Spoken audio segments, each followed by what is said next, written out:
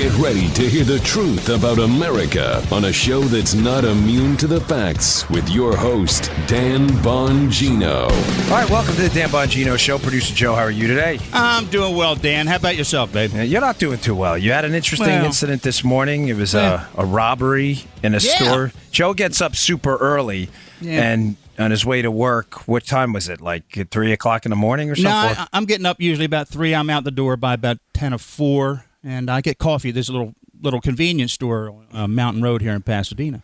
And the woman got robbed, right? You noticed something was wrong? Can I just say, as a former cop who's responded to this stuff afterwards, you're listen, this is the difference between conservatives and liberals. I'm serious. I'm not trying to make a political debate about this at all. I'm just telling you what I've seen in the real world, having been a cop and been in the political arena.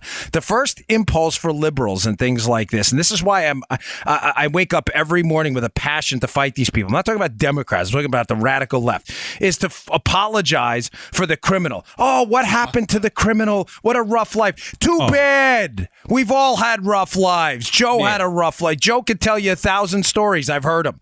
I can tell you 1,000 stories. We all have scars, do we not? The difference between people with scars and the rest of us, we don't go and rob a damn convenience store and ruin a woman's life, you mutts. Because of it, and then search for an excuse. Oh, what happened? He had a tough life. Too freaking bad. We've all had tough lives. You want to hear stories? Read my first book. Yeah. We've all got them. Life is tough. You don't walk into a store and rob a... How old was the woman, Joe? She's in her 26, 27 years old. So now her life is... You just... Joe changed. Yeah, Joe was telling me the story before the show, and he's just like, I noticed right away something was wrong. So you ruin a 20-year-old woman's life because what? Oh, your childhood was so rough. Too freaking bad. We've all had that. Sorry, I didn't tell Joe I was going to even talk about this. But no, I didn't know, but that's okay. I could see Joe was, I said, what's up? I'm looking at him on the screen here, and I could tell he's all frazzled. I'm like, what's the deal? He's like, I had a rough morning. We get my coffee. I sat there with this woman the whole time. She'd just been robbed. The police were going after him. I'm thinking, what a bunch of steaming hot piles of garbage these people are. You're a loser to the guy. You are a total loser. You're a disgrace to the entire planet. You're a disgusting piece of human filth. Hey, give me your stuff. Put a gun to a 20-year-old woman. What the hell's wrong with you? Oh, I had a rough childhood, liberals. Oh, what happened? What happened? Was he? Well, you know what happened? A 26-year-old girl was robbed. That's what happened. You dumbass. She'll never forget that in the rest of her life, ever. Drives me crazy. Sorry. Nah, it's okay, man. All right, I got a lot to get to today. Yesterday was a really big news day. Let's jump right in. Today's show brought to you by buddies at iTarget. The iTarget system is, folks, it's one of the best ways out there to practice your proficiency with a firearm. This is really important stuff. If you're going to own a firearm for self-defense, you're a police officer, you're in the military, any kind of law enforcement, home defense, a hunter, you have to be trained well with that firearm to actually engage with, if you're, God forbid, you're involved in a self-defense scenario, what you're trying to hit. The iTarget system is one of the best ways to do that. The website is iTargetPro, the letter iTargetPro.com. iTargetPro.com is the website, iTargetPro.com. Promo code Dan for 10% off. What is the iTarget Pro system? They will send you a laser round, which you will insert into a safely unloaded firearm. That way, when you are dry firing, in other words, depressing the trigger on a safely unloaded weapon, check it twice, check it 3 times, make sure it's safely unloaded. You will insert that laser round into the firearm, and it will emit a laser onto a target they send you. Therefore, you can see what your groupings would have looked like. That's the problem when you're just dry firing. When you're safely unloading a weapon and you're dry firing, in other words, no live rounds in it, you're practicing your trigger pull and your sight alignment. You don't know what the pattern would have looked like because there's no round emerging from the gun, obviously. It's safely unloaded. Now it'll emit a laser and you can see where the rounds, what the grouping would have looked like on the target. And I've seen people send me their targets. They take snapshots of them. You have to see their improvement from like a Monday to a Friday. It's incredible. You'll be knocking the wings off a firefly by the end of the week. Try it out. iTargetPro.com. That's iTargetPro.com. Promo code Dan for 10% off. Okay, sorry, I got a little bit distracted there in the beginning. Here we go. I appreciate your story. I'm not really sure where to start here. Let me go into. I want to get to some stuff on. There's some more breaking news again on Spygate and something I picked out. But last night there were some big elections. I really should cover this. This is important. I'm going to give you some big high end takeaways. I'm not going to get into the wonkery of it because it's a national, well, actually international show. As I keep getting emails from Australia, we get a lot of listeners in Australia. So thank you to all our Australian listeners. We appreciate that. There's a thank you, mate joke in there, but I'm going to leave that to the side because my Australian accent's terrible.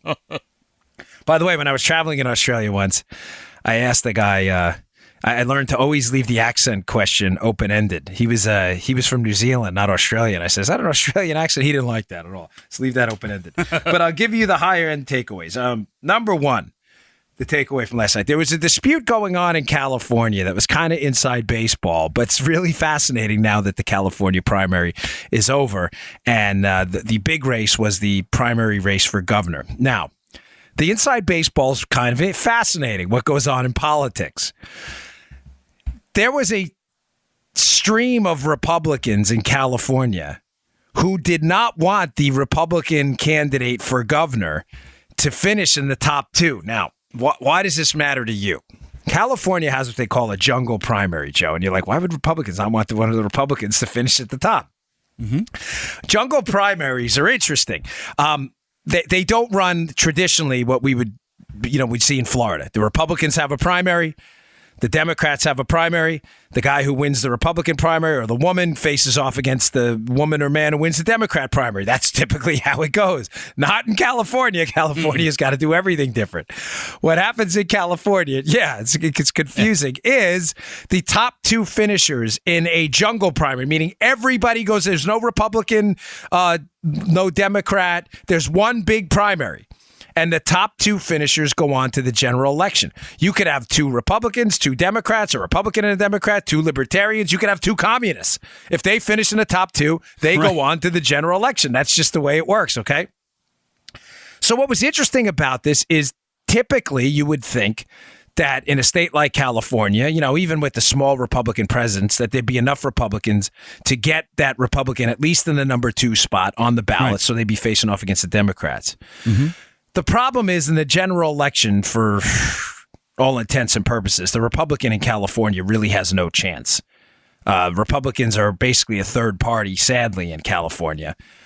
So there was a line of thinking that, well, Antonio Villaraigosa, who was a Democrat but was more of a school reformer than the far left liberal running number one, Gavin Newsom, that at least if they got Villaraigosa on I'm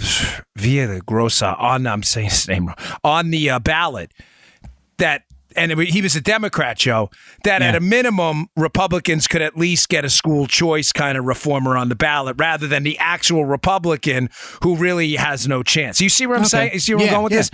In other words, most of the Republicans in the state have already forfeited the state, and they're like, well, if we're going to get a Democrat in there, let's at least get the more, air quotes, conservative Democrat. This is them saying, not me. I'm just telling you what's going on. But so that was the positive for the Republicans was, well, if we got a more conservative Democrat, at least we'd have a chance. Make sense? So line of thinking number two was that's a catastrophic mistake. Because if we get two Democrats on the ballot for governor in the midterms in November, then, Joe, why would any Republican throughout the state, because it's a governor's race, so it's statewide, why would any Republican even bother to show up? Bingo. Which would have what effect down ballot? Be catastrophic. Republican congressmen, congresswomen, state assembly people, whoever's on the ballot for that election would suffer because Republicans would say, well, what am I voting for? There's not even a Republican on the ballot for governor. Big time. So there were these two conflicting visions. Now, I think Trump took the appropriate path here. This is why this interests you. I think Trump saw the writing on the wall. Trump backed John Cox, the Republican candidate for governor. And it was in a small but not insignificant win for Trump. Cox did, Joe, finish number two, way ahead of Villaraigosa and got on the ballot. So there will be a Republican on the ballot for governor. Granted, his chances are small. Doesn't mean you shouldn't vote. Yeah, right. Joe's giving me like the index finger thumb thing, But at least Republicans will have a reason to show up. Who knows? You could have an upset. You know, Joe and I lived through one in Maryland, where Larry Hogan was like a 600 million to 1 underdog in the Maryland governor's race, and everybody, right? You remember that? Oh, and everybody at election night, me included, were like, "Wait, did he just win? How did that happen?" Like, no, he was. I'm sorry to say, I'm not. He's a nice guy personally. He's not my kind of Republican, but. It was like a joke campaign. I mean, no one really thought he was going to win. Not he was a joke. His dad was a congressman. He's a credible candidate. But nobody gave him a chance. It was like when he won an election, we're all scratching our heads like, did that just happen? Or are we going to wake up tomorrow and find out this was all like a plot from a Seinfeld show or something? So Trump had a small victory last night in John Cox getting on the ballot, and I think it was the right path because, again, California right now at the state level is lost, and sadly. And I'm not sure Villagrosa would have been even a better option because the leftists would have pressured him into doing all kinds of leftist stuff. That's what's driving California into the abyss. So now we will have a Republican candidate for governor on the ballot. That is a good thing. Secondly, so that's a positive for Republicans. The downside out of last night's races, and this does have national implications because California, if they are going to flip the House of Representatives, Joe, the Democrats, which is important to them. Why? Because they want to impeach Donald Trump. Yeah. And to impeach Donald Trump, they need a majority in the House of Representatives, the U.S. House of Representatives. Right. Well, the Congress, right? Mm-hmm. They need that. In order to do that, there are 6 or 7 swingy districts in California that they have to win, Joe. They've got to win these congressional seats in California. So here's the bad news first.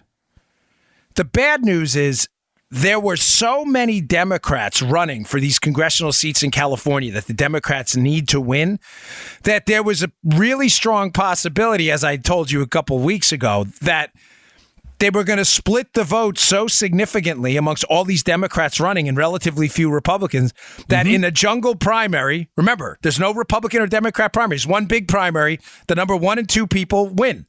They go to the general. That's it, regardless of party. There was a hope out there amongst Republicans that being that there were so many Democrats running that say there were 100 Democrats, so you all get whatever, a quarter of a point of the vote each. You're right.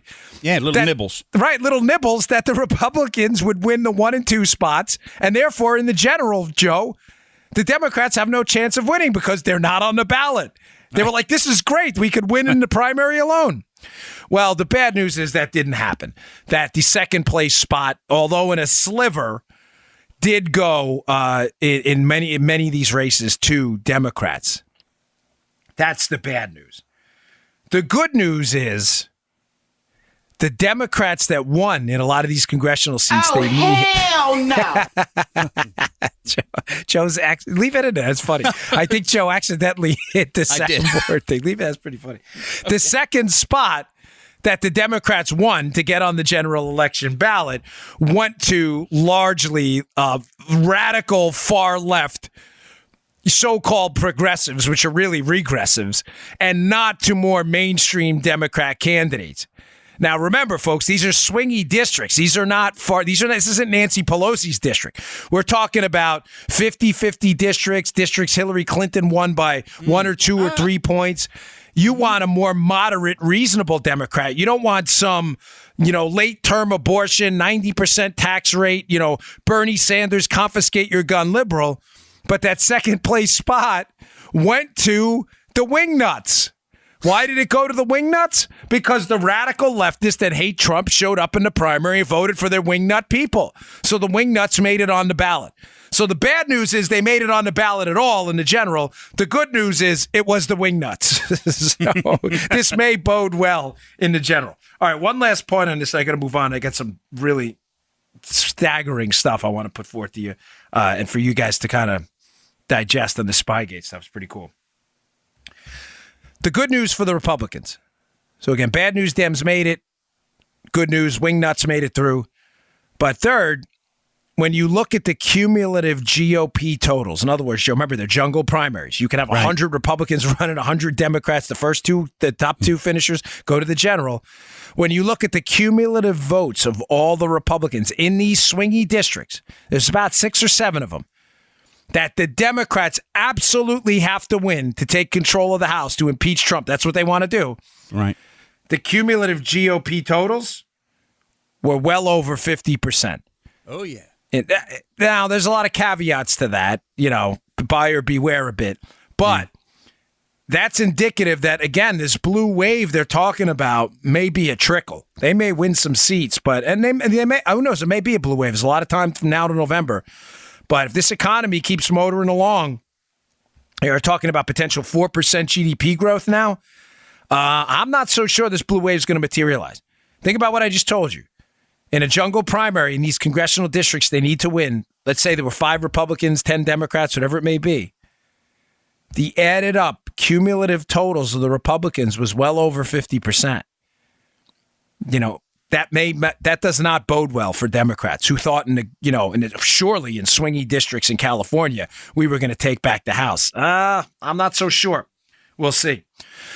One final piece of good news about last night too. I think Democrat voters, there are 2 surprise Senate races I think are going to be one half a surprise and one not. The Democrats I don't think are going to take the Senate in this election. There are too many seats up in states like West Virginia, Missouri, and other places where Trump won handily, and there are Democrats. You got Manchin, McCaskill. I don't think they have a chance in this general. I think the Republicans may actually pick up United States Senate seats in these 2018 midterms in November. Make sure you get out and vote. But 2 surprises, and what happened last night leads me to think that there may be a chance, albeit I'll do Joe's index finger thumb, like bitty shot. New Jersey. Bob Menendez recently brought up on corruption charges. He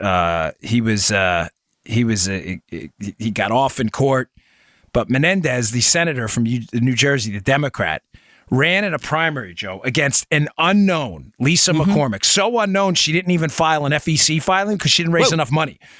Now, keep in mind, I ran for the U.S. Senate. I'm pretty sure you have to file an FEC filing when you raise like $5,000 or something. You didn't raise $5,000? Lisa McCormick got 40% of the vote. Oh, that is not good. Joe, seriously, little Joe could have run for Senate and got 40%. I love the kid, but he's not ready to run for office. He's young. No. She got 40% of the vote and didn't even raise any money. Holy cow. Folks, this does not bode well. Maybe New Jersey is getting tired of Menendez and all of these allegations of corruption. Now, is a pickup likely there? Probably not. But there's, we said the same thing about Maryland in the governor's race, and Joe and I woke up the next day like, what the heck just happened? If Menendez loses, oh my gosh, are they in a world of trouble? Now, the one other race, I live down here in Florida, and I'm not big into the predictions game, although we did quite well the night before the election. I'm going to predict that Florida is going to be a flip too. I don't think Nelson's going to. I think Rick Scott, the Republican governor who is running against the current United States Senator, Bill Nelson, I think Scott is going to win. The ads are overwhelming. Nelson has been an empty suit in D.C. He's done nothing. I think Rick Scott takes that seat, and I think that's a seat that the Democrats had anticipated keeping. Man, if they pull an upset in New Jersey and win Florida and then take back all the states Donald Trump won, I mean, you could be looking at a potentially, 54, 56 seat Senate with Republicans. So that could be a really big deal. All right. This story has been bugging me all week. I've missed this. This private contractor story. There's something I caught in a text, and I'm not sure. Someone else may have picked up. I haven't seen it yet, though. But there's a typo in a text. But it's a big typo from Page and Stroke. And it's about this. Let me get to that in a second. All right, let me just knock this out. So, folks, also, I love my sponsors. I appreciate you guys supporting them. I appreciate the emails. It helps keep the show free for you all. But my original sponsor was Brickhouse Nutrition. I love them. They've been with us forever. I think it's the finest nutrition company, supplement company on the market today. Today, you know what I want to talk about today? Foundation. I know I mentioned Field of Greens and Dawn to Dusk a lot. But the original product I worked with them on was Foundation. They sent me a bottle. It is a creatine ATP blend. It's like having 2 extra gas tanks in the gym. I absolutely love this stuff. They take creatine, they took it to the next level by adding ATP to it. Again, you're not getting 1 gas tank. You're getting 2 extra gas tanks in the gym. Now, this stuff works so well, I encourage all of you who want to try it. The product's called Foundation. It's available at brickhousenutrition.com/Dan. That you just take the mirror test. That's all I ask. What's the mirror test? Go look in the mirror. Take a mental snapshot of what you look like. Give the product about 7 days. It loads a little bit in your system. And then take a look again. it looks like you packed on like 5-10 pounds of muscle. You look amazing. You just look better, more vascular. It's incredible. The product's amazing. My nephew loves it so much. He drove up here from Fort Lauderdale to try to get extra stuff because I have extra bottles of it. It's so good. It's called Foundation. Go check it out at brickhousenutrition.com/Dan. That's brickhousenutrition.com/Dan. I'm absolutely sure you're going to love this product. It's my favorite product. I don't know what I'd do without it. I remember the first time I took it. I remember thinking I forgot I was taking it. And then like 5-6 days in, I'm like, wow. This is some serious gains in the gym. Anyone out, CrossFitters, military guys, cops, even, you're women, you're into working out. You want a bit of a denser, muscular look, but you don't want to look overly, muscly, so to say. This is the product for you. It's terrific. Go give it a shot. brickhousenutrition.com/Dan. That's brickhousenutrition.com/Dan. All right. I picked this. Oh, wait. One more piece of good news. Sorry. The Chum Store, folks. The Chum Store has new additions. My wife insisted that I bring this up. We finally got the Fanu Lanu shirts, the Felonious Mopery shirts, and the Liberalism Suck shirts. So if you want to go check those out, go to Bongino.com, click on the Chum Store. We have new shirts there today. Fanu Lanu. Bolo, be on the lookout for Fanu Lanu, Felonious Mopery, available, guilty of Felonious Mopery, and Liberalism Sucks. I'm not kidding. Go check it out, Bongino.com at the Chum Store. So my wife was like, please go mention that. She worked really hard on those. There is getting back to this.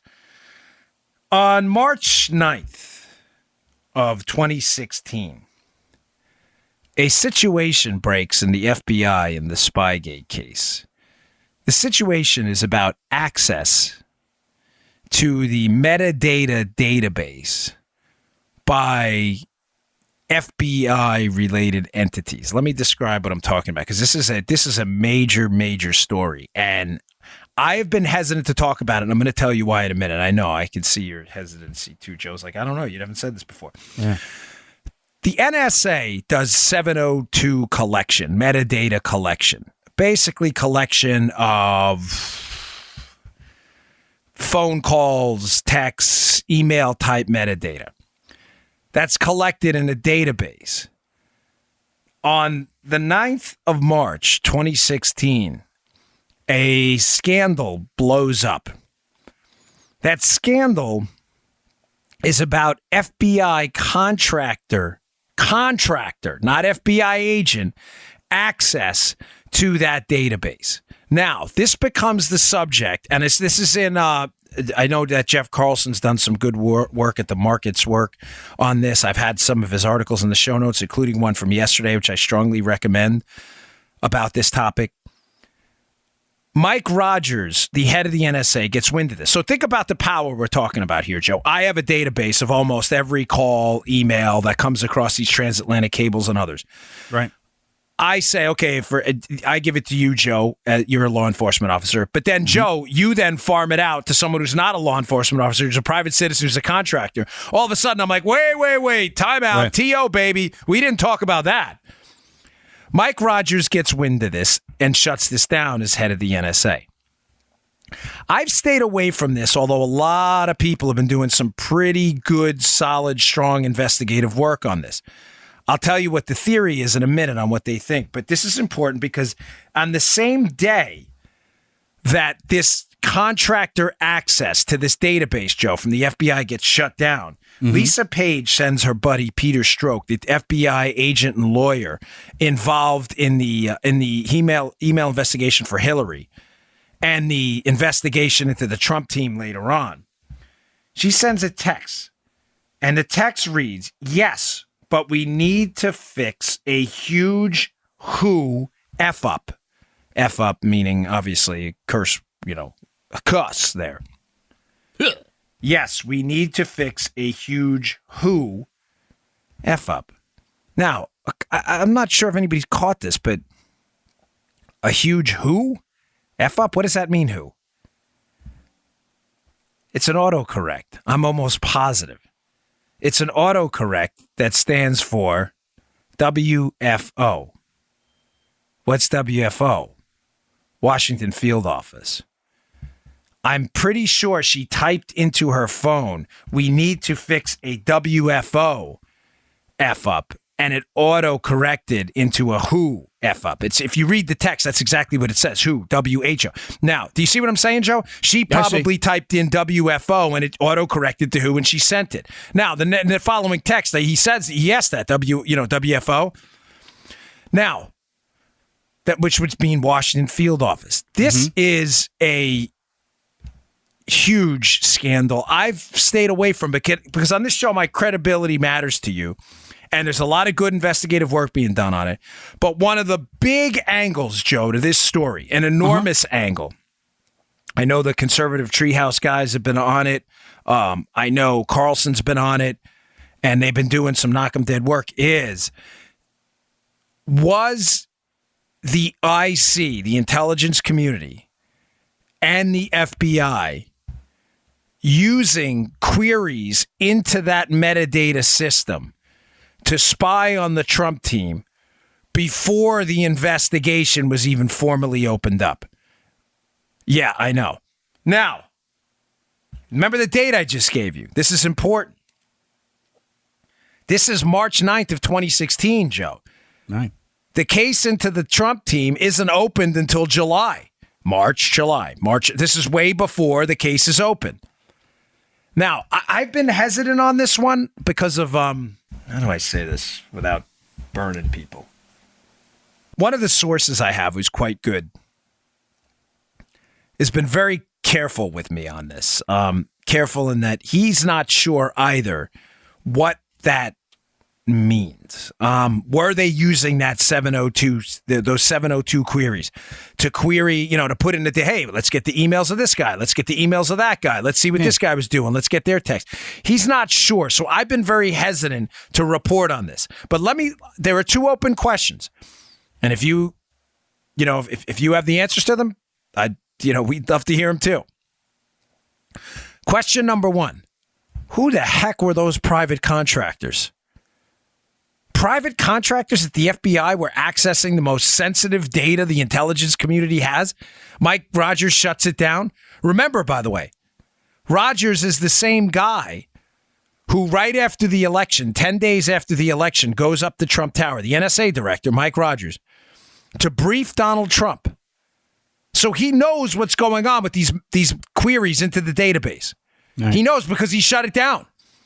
He briefs Trump. By the way, the day he briefs Trump, there's a text sent from the same two people, Stroke and Page, Joe, that says, hey, New York Times reporting, maybe it was the same day or maybe the next day, New York Times reporting Rogers up to Trump. Why is he so concerned about that? Was the FBI tapping into this through private contractors to spy on Trump? It's an open question. But it's a fair question to ask based on, again, evidence we have. It's not conclusive it happened. What's conclusive is there's something suspicious happening here. If there weren't, folks, Rogers wouldn't have shut it down. You get what I'm saying? You can't say, there's nothing to see here. Okay, then why did Mike Rogers, the head of the NSA, shut the FBI down? Right. They shut the private contractors out. If nothing happened, why is Lisa Page texting Stroke? Yes, but we need to fix a huge, I'm assuming, WFO F-up. That's got to be what she's talking about. Washington field office, private contractors being used to tap into that. Who are the private contractors? There's been a lot of theories out there. I'm not convinced yet. Theories are CrowdStrike, Fusion GPS, which I doubt, which would be, but we'll see. But the big open questions are, was this related to Trump? And who the heck were these private contractors? Remember, let me finish that thought, though. I'm sorry, I didn't mean to get confused. Rogers goes up to Trump Tower after the election. Here's what I think happened. This is important. This goes all the way back to episode 628. Rogers knows there was some malfeasance. There were things going on with the database, the NSA database of this information that it was tapped in. We know it was tapped into by private contractors, not tapped into in a legal way, but used, let's say. I want to be fair. It was used by private contractors, and we know it was a huge F-up because we have the texts and we have Mike Rogers shutting it down. That's obvious evidence something was wrong. Rogers sees Trump winning the election, probably has this moment Like, he's going to find out about this. Rogers says, I better brief this guy. Now, you may be asking yourself, why not brief him right away, the day after the election, or what may be? Well, as I've said to you repeatedly, Rogers, if you listen to 628 on, Rogers probably knows what I know, and I'm going to pass on to you, that Trump is probably being monitored. He may be being monitored through FISA, through a couple hops on a FISA warrant on someone else. He may be being monitored through Manafort. Rogers is aware of this. It takes about 10 days or so for the Secret Service and their operation to get up and running. Rogers probably gives it some time, understanding there's probably some scheduling concerns too. Trump was probably really busy, obviously, the day or two after the election. He waits for the Secret Service and all of these other entities to set up a SCIF up in Trump Tower, a sensitive compartmented information facility where they can talk in a cone of silence. That's one of these facilities. They set up tents and things like that, white noise generators, and it's really almost impossible for anyone to tap into your conversations. He goes up there. He waits 10 days. He briefs Trump. We still don't know specifically what he briefed Trump about, but we know Rogers shut down some nefarious activity going on with the NSA database. We know there were private contractors using it. We know that. It's in the Foreign Intelligence Surveillance Court audit of this. That's of the process. That's a fact. Who were the private contractors? What the hell were they looking up in the system? These are huge questions. Again, I've been hesitant to jump into this because my source is kind of like, I'm not sure yet. And I don't want to report anything unless I know it. He goes up, Rogers talks to Trump 10 days after the election, probably waits for the SCIF, goes in the SCIF, probably briefs him on what happened. And conveniently, the next day, the Trump team evacuates Trump Tower and heads up to Bedminster, New Jersey, to Trump's facility up there, which they can control a little better. Not in a big city. They can probably set up a SCIF up there relatively quickly. They evacuate Trump Tower. He doesn't do any additional meetings down there. Folks, that can't all be coincidental. Let me walk you through it again and just show you how these are facts. Okay. How you decide to interpret the facts is entirely up to you. I've told you I'm hesitant to interpret it conclusively yet because I don't have that one yet damning piece of information, that Rosetta Stone. All right. The NSA has a database of information, calls, texts, emails. Before the Trump case is open, months before it, a controversy erupts at what I believe to be the Washington field office of the FBI about private contractors working with the FBI. We don't know who they are, using this database. Like, what? Are you serious? The most sensitive information of Americans in this database. You have private contractors. We know that happened. We know Page and Stroke, these two investigators looking at Trump later on and Clinton now, are very concerned about this. We don't yet know the identity of the private contractors. We know this is a huge scandal.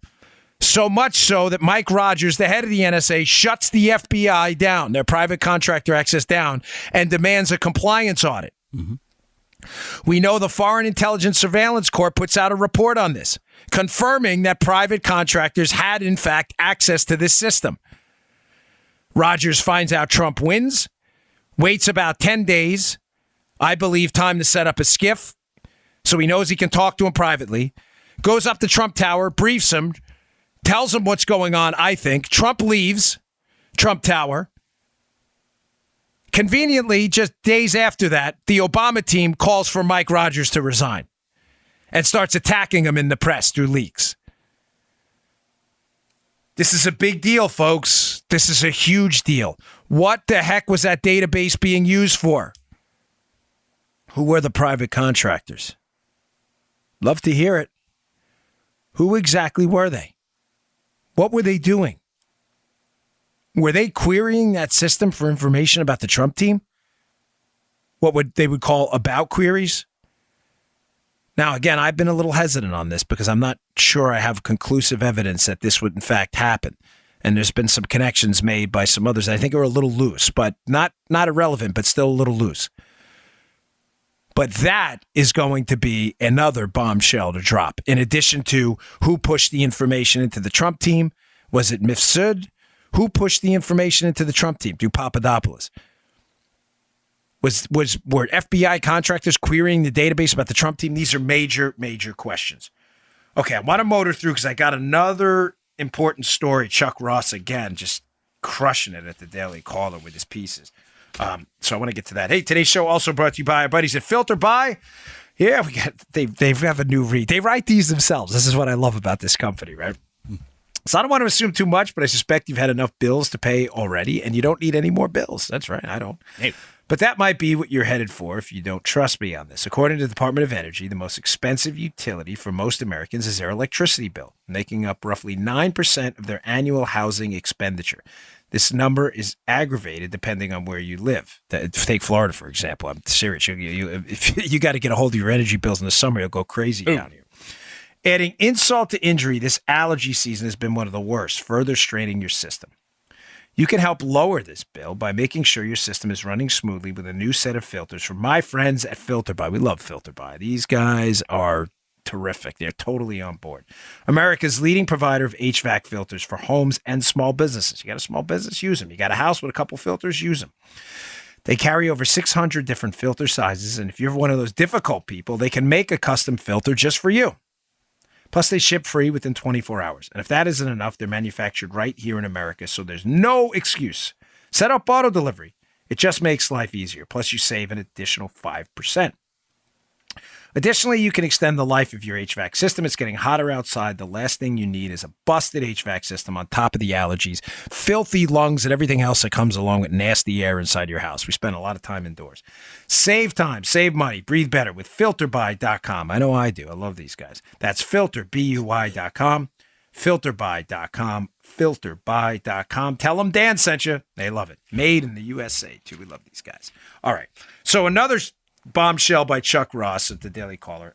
Piece will be in the show notes today at Bongino.com.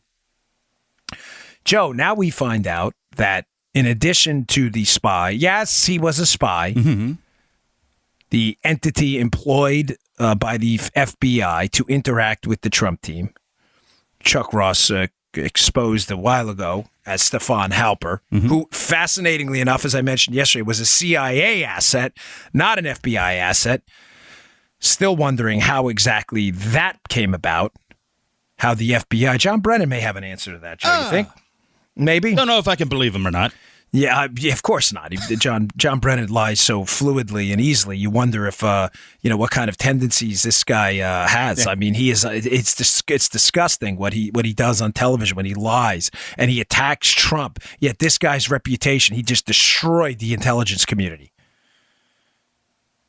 I mean, narcissism. I mean, oh my gosh, it disgusts me. Yeah. But now we find out that Halper, according to Ross, didn't only approach Carter Page, and didn't only approach George Papadopoulos, but also he was targeted. That Stephen Miller was targeted too, who is another Trump associate.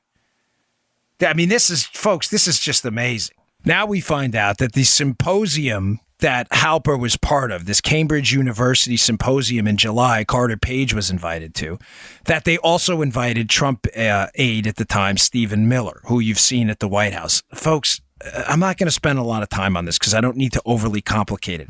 I'm just trying to tell you and get across to you that the extensive, layered network of the operation targeting Donald Trump was complicated, was nuanced, was known by many, and was not some simple, small, low-level effort to just gather a couple tidbits of information here and there for opposition research.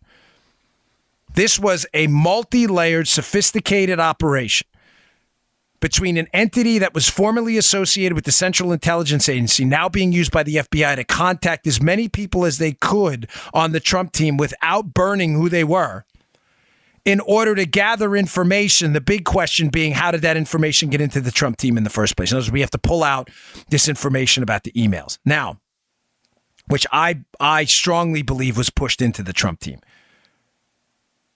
in an effort to pull it out later, in an effort to frame them. Now, Paul Sperry has a great Twitter feed. He writes for the New York Post and others, I think Real Clear Investigations and others. He has this Twitter feed, if you go to his Twitter feed, it's pretty good. He talks about how sooner or later they're going to have to prove at some point that there was a hack of the DNC to make any of this true, Joe, because the entire Trump collusion narrative is the Russians hacked the DNC, tried to give those emails to the Trump team in an effort to collude to win the election. They still can't prove there was a DNC hack. Right. I'm telling you, the effort to pull that information out about emails was the key term. Emails, because that's the whole case. The whole case is the Russians colluded with the Trump team to get them stolen emails, which they would use against the Hillary team to win the election. At some point, you're going to have to prove either these emails existed or that the information about these emails existed and that the Trump team was trying to get that information. When it's shown that that potential intelligence assets were pushing the information into the Trump team in an effort to dirty them up, it's going to blow this whole case out of the water. But Sperry points out an interesting thing in his Twitter feed saying, Joe, sooner or later, you're going to have to prove that the DNC emails were in fact hacked. Yeah. The key point there is the FBI has never, ever looked at the DNC servers, nor has anyone else. Sooner or later, you're going to have to prove actual evidence of a crime. You can't prosecute someone for bank robbery if you don't, in fact, have a bank complaining they were robbed. This is the problem with this whole case. And this is why I believe the spy network they employed against the Trump team to pull this information out against emails, this is why I believe they got desperate, reaching out to Miller, reaching out to Carter Page, reaching out to Papadopoulos, because there was no crime. They pushed the information in. Was it Mifsud? Was it someone else who said to the Trump team, hey, there's these emails out there? There were no emails. No emails were ever exchanged.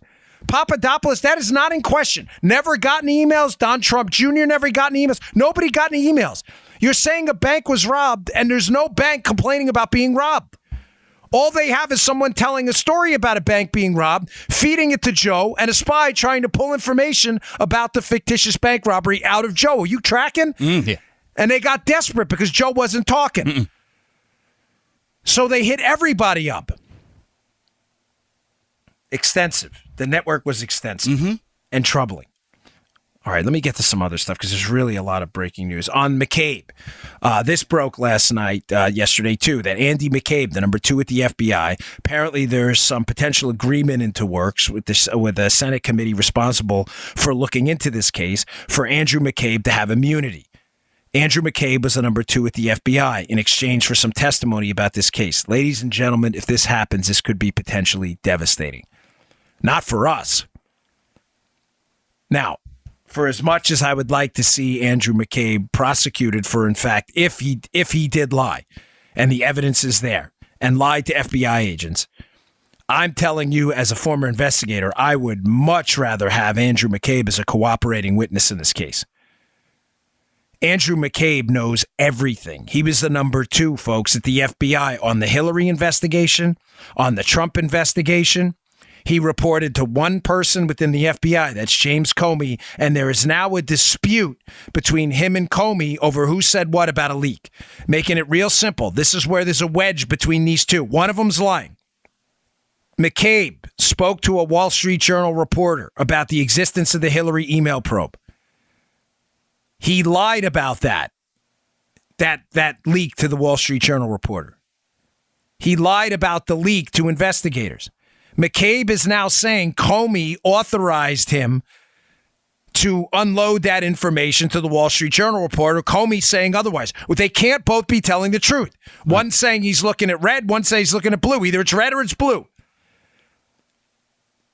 This gives them a reason, the McCabe team, to cooperate because they are looking at a false statements charge. McCabe, folks, has the answers to all of this. The access to the NSA database, what was going on? Who were these private contractors? What were they doing? The prosecution of Mike Flynn, where investigative summaries, interview summaries changed in order to prosecute Mike Flynn, even though that no one thought he was lying.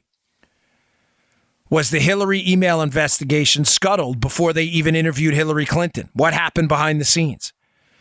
Was there an effort to target Trump before a formal investigation was open and an effort to keep it on back channels rather than official FBI intelligence channels and others to hide the existence of bad information?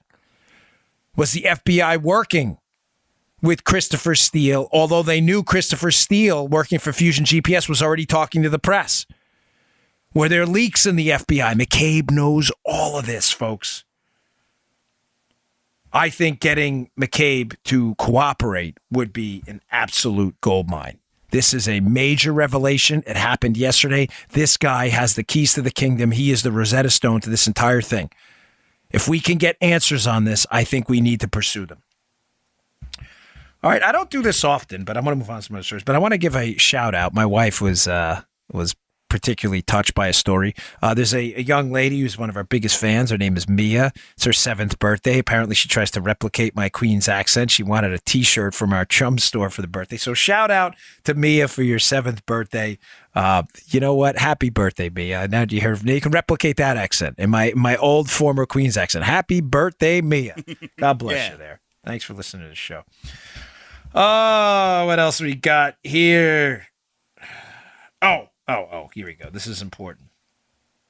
Interesting piece by David Drucker in the Washington Examiner. I will put up in the show notes that I strongly encourage you to read about why Trump keeps taking on these fights that the mainstream media just doesn't get. In other words, we had a dispute about the Philadelphia Eagles, the Super Bowl. By the way, this is really ridiculous. I didn't even know the Philadelphia Eagles won the Super Bowl. I was like, I thought the Patriots won. I didn't watch it, so I didn't know. I swear I thought the Patriots won. I'm like, I was confused. I guess the next day I knew the Eagles won, but I totally forgot. So the Eagles were invited to the White House. When you're a sports team that wins a championship, it's a dopey tradition I wish would go away, but they invite them to the White House. Of course, this was never controversial until the era of Donald Trump, where everyone in America against Trump seems to have lost their minds. So the Eagles, I believe, strongly set Trump up. I do it. I'm just basing it on the facts. They submitted, Joe, close to 80 names in WAVES, which is the White House Access Visitor Entry System, the Secret Service monitors, and 80 names for team members and team personnel for this celebration at the White House of their Super Bowl victory. They find out a few days out that, in essence, none of the Eagles were going to attend. It was only going to be the quarterback, apparently, and the mascot. Yeah. I believe this was an effort to flip off Trump and make him look like an idiot. Which is story. Joe, what do you think the story in the paper the next day was going to be? Eagles get invited to the White House. Nobody shows up. Right. And it was going to be the Eagle mascot, probably making fun of Trump. And I believe the quarterback was going to show up. Yeah. So Trump in I believe a dipsy-do flipperoo, just the guy's, he's incredible. The guy, exactly. That's what he did. I'll keep it family friendly, but Joe's right. Trump's like, no thanks. Event canceled. See you, fellas. Beat it. Now, there's been a lot of people, to be fair and give an honest perspective on this, the Philadelphia Eagles did not kneel. None of the players, either in preseason, the regular season, or the postseason, they were not kneelers for the national anthem. But I don't know. Now, there were some conservatives or alleged conservatives, again, who continue to defend the Eagles in this. That part I don't get. Yes, they didn't kneel. But they were invited to the White House in what has been a nonpartisan event show for Republican and Democrat presidents forever. You go to the White House. You get it. It's an honor to be there. Mm-hmm. And by the way, I have experienced this, so I'm not going to be lectured by any alleged conservatives or Republicans out there. When you leave the Secret Service, Joe, Presidential Protection Division, the President's Detail, you get an Oval Office photo with your family. I'll happily post it on Insta. It's actually on my Instagram if you scroll down to some of the pictures in the beginning. I left under Barack Obama after almost 5 years of service there. Mm-hmm. It was an honor. I'm not a fan of Obama's policies. You go in, he took a picture. He was nice. Shakes your hand. He takes a picture with your wife and your kids. My daughter Isabel was there. I had, Joe, zero problem doing that. Right. I'm a U.S. citizen. He was the president. We don't live in a banana republic. Nope. Obama's now out of office because of Obama's policies. I took the picture, was happy to do it. Yep. Joe, I didn't even think twice about it. No. So I'm sorry. I have no sympathy. Oh, well, the Eagles didn't kneel, so Trump's attacking him. No, BS. You go to the White House, you show some respect for the office of the presidency, even if you don't like the man, which I certainly didn't. You show some respect, you shake a hand, you take a photo, and you move on. Instead, this stupid NFL and this dopey team can't get out of its own way and says, you know what? We're not going to go. Oh, but by the way, we didn't kneel. Oh, no, but we just basically gave Trump the old heave-ho and said, well, we're not going to show up, and we're going to tell you a couple days before. Yep. So the piece by David Drucker in the Washington Examiner says, you know what? Trump's onto something here.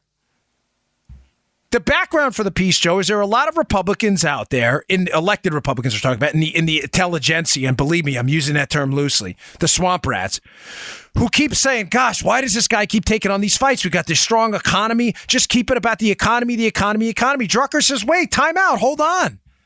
And Drucker's no, like, big pro-Trump guy either. He's a pretty fair-minded guy. Drucker says, you know, good for Trump. Basically, the polling data indicates that America's with Trump on this. Yeah. That the NFL's on the wrong side of this issue. That these, whatever you want to call them, Joe, culture wars that liberals keep hitting us with, we didn't start this kneeling fight. They did. I watched the NFL, no problem. You decided to kneel for the national anthem, which is a sign of disrespect. Period. Full stop. I'm done. Goodbye. You started this culture war. Trump ends it. And Drucker's piece, he's not really celebrating everything. He's just saying that the Republicans, Joe, even the swamp rats, are now starting to come around to the idea that maybe Trump's onto something.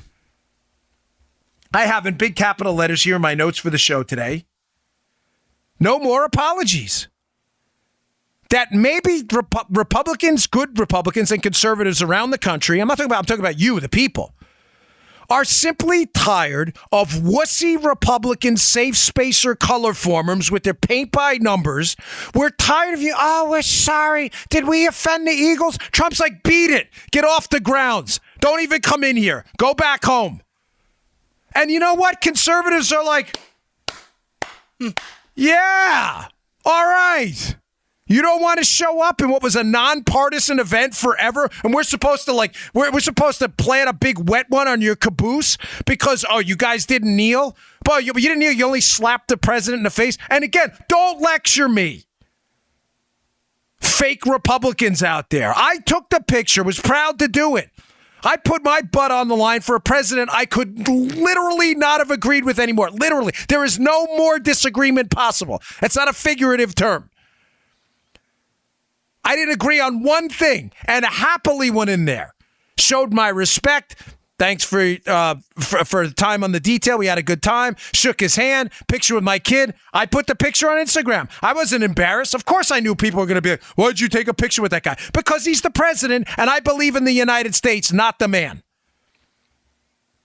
And in the United States, we are not a banana republic. That's how we do our electoral work at the polls. There's no, coup d'etat here.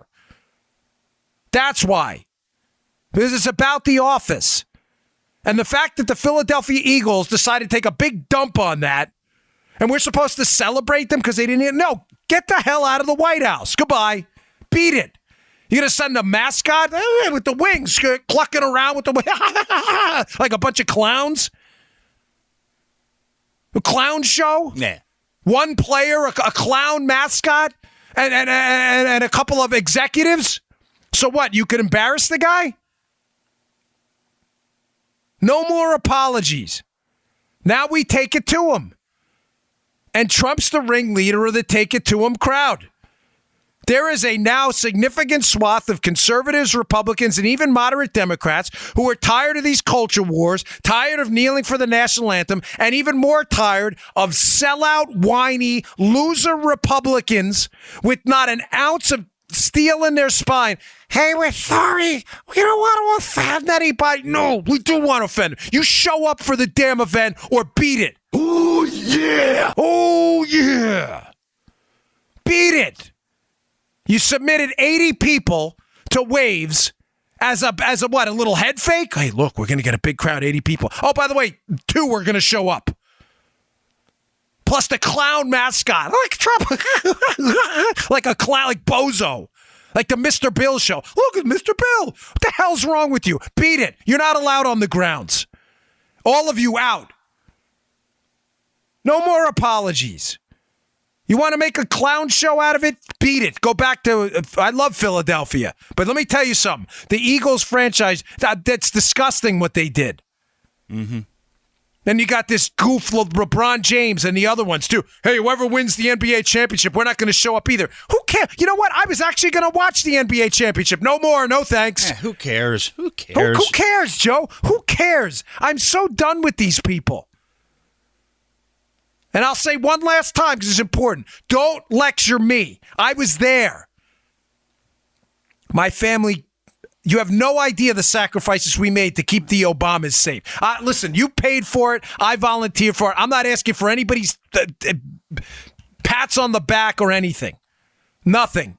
It was my job. That's what we do. There are military people who do far more for our country every single day. I'm not looking for any accolades. I'm simply trying to tell you, I'm not going to be lectured by anyone about this. Oh, well, they should be celebrated. They didn't do anything wrong. They didn't kneel. No, they crapped on the White House and the office. That's what they did. Yep. In the office of the presidency. That's it. And when I was given the opportunity to do the same, hey, I'm going to pass on this picture. I didn't do it. Because to me, it was about service and something different. Clearly to the clown show in the Eagles, it wasn't. And if you read the Drucker piece, you'll see that even swamp rat Republicans, to kind of sum this up here, are starting to get it, Joe, that maybe Trump has tapped into something they've missed for a long time. Yeah. And that something is, you know what? Joe, maybe it's not just the economy. We've heard that forever. It's the economy, stupid, from Bill Clinton's campaign, actually. Maybe it's not. Maybe it's about Americans watching TV and seeing these kneelers during the national anthem going, that ain't us, man. Maybe it's about, a conservative speaker trying to talk in a college campus, getting a pie thrown in their face or being attacked as they walk out. Maybe it's about Americans, even moderate Democrats going, that's not that. It's not the America I know. Maybe when it comes to the American Apology Tour by Barack Obama, always highlighting the downsides of America rather than the upsides of America. Maybe it was about a lot of Americans saying, that ain't us. Maybe when a guy who runs a bakery who, is happy to sell you anything but just doesn't want to make a cake and participate in a gay wedding, maybe it's about leaving him alone. Maybe when you try to sue him and put him out of business and you flip him the bird as you walk out of his place, maybe a lot of Americans out there, liberals, are saying, that ain't us. Trump is the first president, I would say the first politician of significant national profile we've had, international in this case, we've had in a long time, who has said to America, you see the clown show showing up with the mascot? Not me, man. Not on my watch. Nope, not today. Lock the gates. You see those goofs? They're not coming in here. You're not going to disrespect me. You're not doing this. I am the president of the United States of America. You are going to show up at this event and you are going to show some respect for this office and by default this country. And if you're going to come in here with your goofy clown show and your dopey mascot and you're going to make us all look like a bunch of a-holes, we are locking the gate and you can stay the hell out and take your asses all back to Philadelphia. And now the swamp rat goon Republicans who, what's he doing, starting a culture war, are finally coming around to the idea that maybe the rest of America, 51% of America, looking at that TV and shaking their heads and going, yeah, I'm with that guy. Who's that guy? The clown show? No, Trump. Screw the clown show. And Republicans are just figuring that out right now. All right, folks, thanks again for tuning in. I really appreciate it. Fight the fight, man. We need it. Team America, man. Full steam ahead. I'll see you all tomorrow. You just heard The Dan Bongino Show. Get more of Dan online anytime at conservativereview.com. You can also get Dan's podcasts on iTunes or SoundCloud. And follow Dan on Twitter 24/7 at DBongino.